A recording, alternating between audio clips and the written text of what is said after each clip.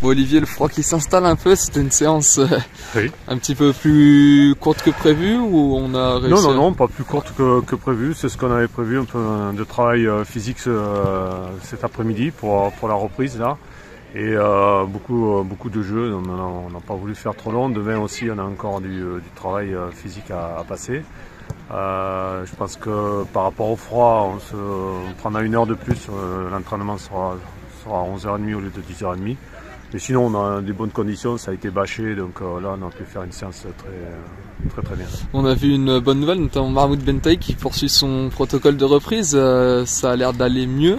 Ça va mieux, effectivement. Encore, il faudra qu'on soit prudent parce que c'est quand même une blessure assez profonde qu'il a eue sur le muscle.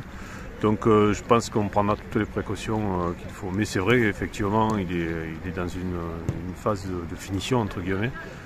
Mais c'est vrai qu'il faut vraiment être vigilant aussi quand même. Et du côté du mieux aussi, on avait vu qu'en début de semaine, Cafaro et l'Arsenal n'étaient pas forcément là. Aujourd'hui, c'était tous les deux présents. Il n'y avait non, il n'y avait pas de souci particulier. Hein. Donc, c'était juste qu'il y avait un problème à régler perso et Kafi était malade. Ok. Voilà, donc il a attrapé un petit virus qui l'a obligé de s'arrêter 2 jours.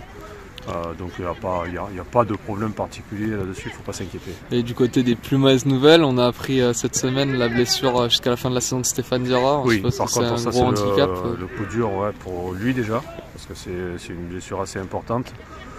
Donc bien sûr, il s'en remettra, hein, c'est clair, mais c'est vrai que c'est difficile à accepter. Et pour l'équipe aussi, bien sûr, c'est pas quelque chose d'évident pour nous. Mais bon, ça fait partie des aléas du football.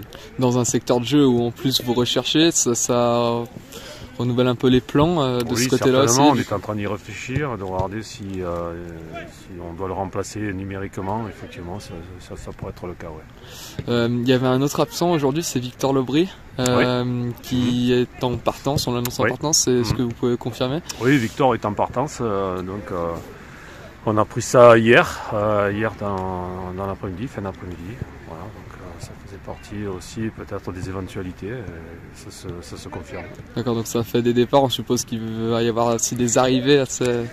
Il y aura les arrivées, oui, c'est sûr, mais je répète, c'est quand même un mercato compliqué, c'est pas évident et on ne veut pas empiler non plus les joueurs, alors ça fait un peu plus de place peut-être pour des jeunes.